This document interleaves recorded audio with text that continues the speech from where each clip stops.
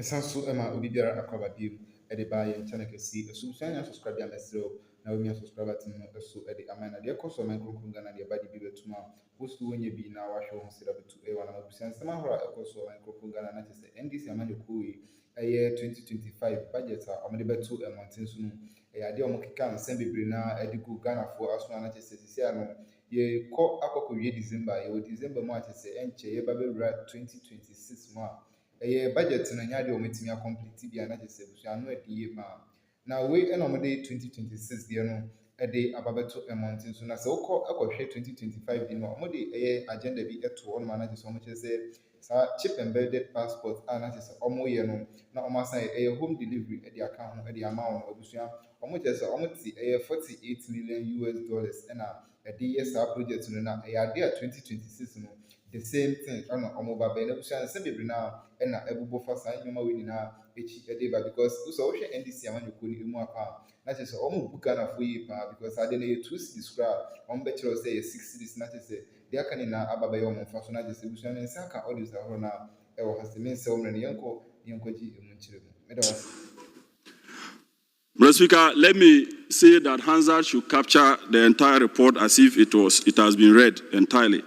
Mr. Speaker, having evaluated the ministry's requirement, performance, strategic outlook, and the resource constraints presented by the 2026 ceiling, the committee is of the firm view that the ministry must be adequately supported to execute its mandate effectively in advancing Ghana's international interests.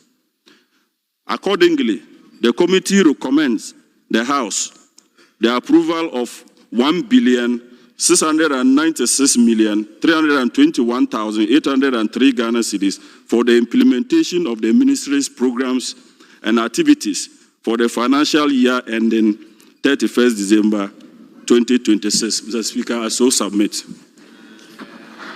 Thank you very much. Honorable members, the motion has been moved and has been seconded. It is now before the House for consideration. Yes, let me give the floor to the ranking. Thank you very much, Right Honourable Speaker. Mr. Speaker, I rise to support the motion requesting for the amount of 1,696,321,803 Ghana cedis, Mr. Speaker, for the Ministry of Foreign Affairs for the financial year ending 31st December 2026. Mr. Speaker, and in so doing, I refer, Mr. Speaker, the House to page 15 of the report before this House, Mr. Speaker, specifically paragraph 7.0, where the key achievements of the ministry have been copiously set out. Mr. Speaker, allow me to commend the minister and the ministry for rolling out some significant interventions, Mr. Speaker, in the pursuit of our foreign policy effort, particularly, Mr. Speaker, the matter relating to labor mobility agreements, where the ministry has been successful at negotiating labor mobility agreements with Jordan, Barbados, Qatar, United Arab Emirates, Grenada, Mr. Speaker. The ministry has also been successful at achieving some visa waivers with a host of countries, Mr. Speaker, and all of these are quite commendable. Mr. Speaker, the ministry intends for 2026 to pursue the policy which was first conceptualized and implemented by the Kufuor administration, and by that I refer to economic diplomacy, Mr. Speaker, where the ministry has launched a key performance indicators for ambassadors and high commissions, and as well as set up a delivery unit, Mr. Speaker, which is meant that, Mr. Speaker, for the pursuit of this Kufuor-led economic diplomacy, the ministry is going to insist on monitoring and evaluation on how embassies and missions across the country perform as it relates to getting investment into our country. Mr. Speaker, further, the minister and the ministry intends to implement a policy we refer to as STRIDE, the STRIDE initiative, which is a strategic transition from renting to infrastructure development. As you know, and as this House will take note, Ghana rents a lot of infrastructure across the world for our diplomatic work. And the ministry intends to procure infrastructure which will be owned by the Republic of Ghana. And indeed, Mr. Speaker, this is a lot of money the ministry is asking from the government of Ghana and from the taxpayer. And Mr. Speaker, we indicated this at the committee level, and let's point out to the minister again that this is going to be substantial expenditure. The minister is asking the Ghanaian taxpayer and the Ghanaian public exchequer to cough up huge sums of money to purchase buildings across the world for purposes of our diplomatic efforts. Mr. Speaker, value for money will be absolutely important. Mr. Speaker, the ministry is going to engage in procurement, huge procurement across the world, and it's important that value for money is adhered to.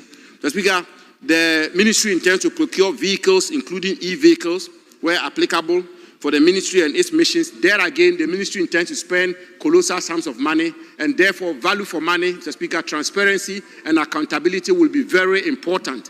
And the ministry and the minister should be rest assured that members of the committee from this side will exercise our oversight responsibility by keeping an eagle eye on how the ministry spends these huge sums of money to buy buildings and infrastructure across the world for Ghana's diplomatic efforts, as well as these vehicles the ministry intends to buy. Mr. Speaker, there is one particular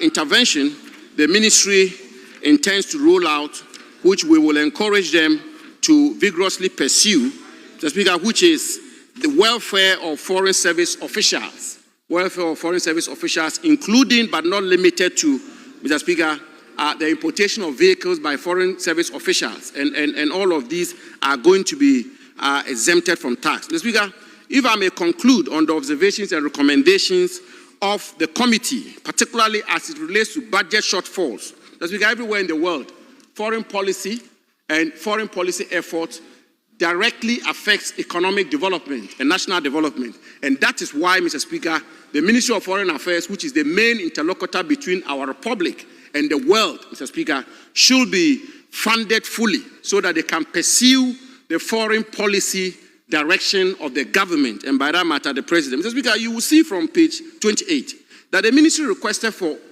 a little over 3 billion Ghana cedis, and yet the ministry has been giving 1.6 billion Ghana cedis. Mr. Speaker, this is a shortfall of 1.6 billion Ghana cedis, some 49% reduction. Mr. Speaker, we've seen the officials of the Ministry of Finance here, the minister himself was here, and we will plead with them that they should look at resourcing the Ministry of Foreign Affairs because their work is so consequential. And Mr. Speaker, if I may, Mr. Speaker, given that my good friend, the Minister for Foreign Affairs, a member of Parliament for North Tongue, Mr. Speaker, has been very vociferous on private and presidential jets, Mr. Speaker. If the minister can support me, and I made this can support me to call on the Ministry of Finance and the government of Ghana to purchase one presidential jet instead of two, and to purchase, let's say, 2 helicopters instead of 4. Mr. Speaker, if the government was to do that,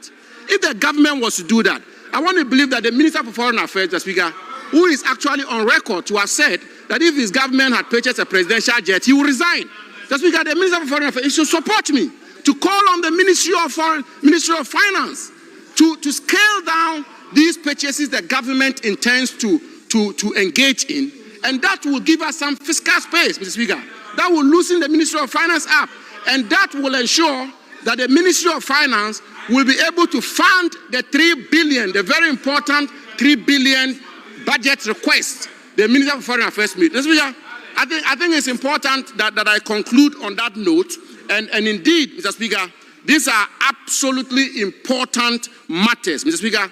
Prioritization in government expenditure and allocation is very important, Mr. Speaker. You can decide to allocate money for your foreign ministry to pursue their foreign policy initiatives, including the STRIDE initiative, the e-visa he wants to do, the passport initiatives he wants to engage in, and the minister's own words. He says, well, I have a big vision, but I don't have the money to carry out all the vision. Mr. Minister for Foreign Affairs, you've been very vociferous on private jets and presidential jets. The season has not changed. Let's stay to the principle. Come on, support me. Let's call on the government to drop one presidential jet, drop 2 helicopters, and they will have money to fund you. With these few words, I support Mr. Speaker. Since becoming foreign minister, because of the enormous international commitment